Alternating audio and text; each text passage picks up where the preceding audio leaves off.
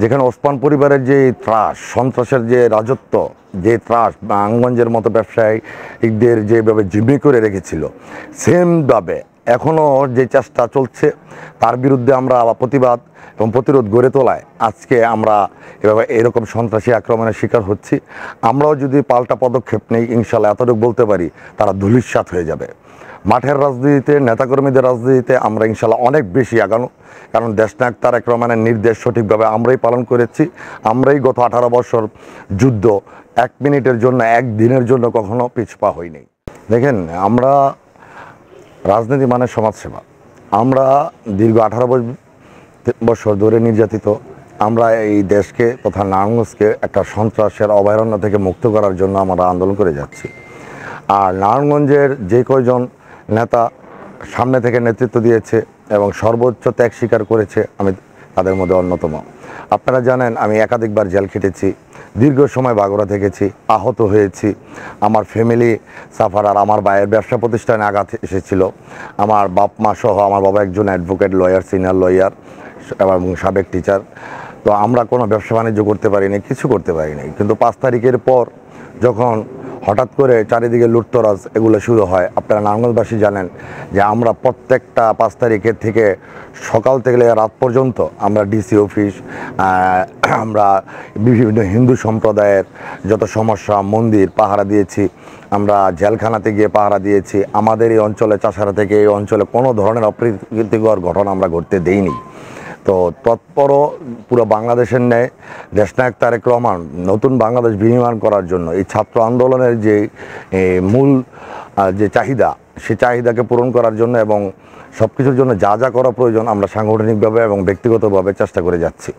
আমরা এই ছাত্র আন্দোলনে নারায়ণগঞ্জে অনেকেই সামনে থেকে নেতৃত্ব দেয় নাই। আপনারা জানেন, আমরা সামনে থেকে নেতৃত্ব দিয়েছি বিগত আন্দোলনগুলোর মতো। তো তারপরও আমাদের কিছু ব্যক্তি চাহিদা আছে, আমাদের নেতাকর্মী, নির্যাতিত নেতাকর্মীদের নিয়ে কিছু ব্যক্তিগত চাহিদা আছে। তো আমরা ইপিজেডে, তদুপরি আমরা ইপিজেডে লাইসেন্সপ্রাপ্ত ঠিকাদারি ব্যবসা করার জন্য, যেখানে 52টা ওইখানে ফ্যাক্টরি, আমরা মাত্র কয়েকটা ফ্যাক্টরি, 2-3টা ফ্যাক্টরিতে আমরা এগ্রিমেন্ট করি লিগ্যাল, সম্পূর্ণ লিগ্যাল ওয়ে থেকে। এখানে আমরা নারায়ণগঞ্জ মহানগর যুবদল, স্বেচ্ছাসেবক দল, মহিলা দল সম্মিলিত।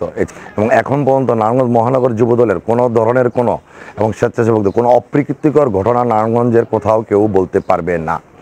তারপরেও আমরা জানি, শুনতে পাই যে আমাদের নামে বিভিন্ন ধরনের মিথ্যা অভিযোগ, ষড়যন্ত্র করে দলীয় হাইকমান্ডে বিব্রত করার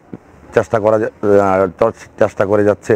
প্রশাসনে বিভিন্ন ধরনের ষড়যন্ত্র করে আমাদেরকে বিপদগামী করার জন্য একটা বড় মহল থেকে নারায়ণগঞ্জের রাজনীতির চেষ্টা করে যাচ্ছে। আমরা সেই ভয়কে উপেক্ষা করে দেশনায়ক তারেক রহমানের নির্দেশ মতো প্রত্যেকটা জায়গায় কাজ করে যাচ্ছি। তো এখন ওই যে সন্ত্রাস, ওই যে জায়গায় জায়গায় যারা লুটতরাজ করেছে, তাদের প্রত্যেকটা জায়গায় আমরা প্রতিবন্ধকতা বা প্রতিরোধ গড়ে তোলায় আজকে তাদের গাত্রদাহ সৃষ্টি হয়েছে এবং তারা এক পর্যায়ে এখন আমাদেরকে শত্রু মনে করে। আমরা লিগ্যাল ওয়েতে যে বিজনেসটা করছি, ওই বিজনেসে আপনারা গত রবিবার আমরা মাল বের করার পর যে বিক্রি প্রশাসনকে অবগত করে ব্যবসা আইন অনুযায়ী প্রত্যেকটা প্রসিকিউটর মেনটেন করে যখন বের হয়েছে, আপনারা জানেন সিদ্ধিরগঞ্জ পুল পার হওয়ার পরে আমরা যারা সেকেন্ড পার্টি যাদেরকে মালটা বিক্রি করেছি, তাদের গাড়িগুলো গতিরোধ করে গাড়িগুলো ছিনতাই করে। তো তখন আমরা যখন শুনতে পাই, সাথে সাথে আমরা সেই ব্যবস্থা নিই। আপনারা জানেন, যেহেতু আমরা রাজনীতি করছি, সততার সাথে রাজনীতি করি এবং আমাদের একটা জনপ্রিয়তা পুরো নারায়ণগঞ্জ জেলা মহানগর প্রত্যেকটা জায়গায় আছে। সাথে সাথে যেমন সোনারগাঁতে, ত্রিপুরদি, ওইখানে কৃষক দলের নেতাকর্মীরা মালগুলো নিয়ে ওইখানকার লোকাল কৃষক দলের নেতাকর্মীরা মালগুলো রাখে।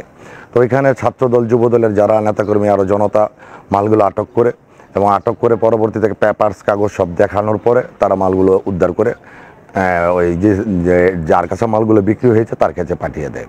এবং সেম ঘটনা আপনার মুরগাপাড়া স্ট্যান্ড থেকে 3টা গাড়ি উদ্ধার হয়, আরেকটা গাড়ি মদনপুর থেকে উদ্ধার হয় সেমভাবে। পরবর্তীতে আমরা শুনতে পাই জালকুড়ি একটা গোডাউনে আপনার 2টা গাড়ি মাল বিক্রি করে, এখানেও সব কৃষক দল। আমি এগুলোর সব ভিডিও ডকুমেন্টস আমার কাছে আছে। ওইখানকার যে গোডাউন, যে অবৈধভাবে মালগুলো কিনছে, সেও সাক্ষী দিয়েছে, গাড়ির ড্রাইভারও সাক্ষী দিয়েছে।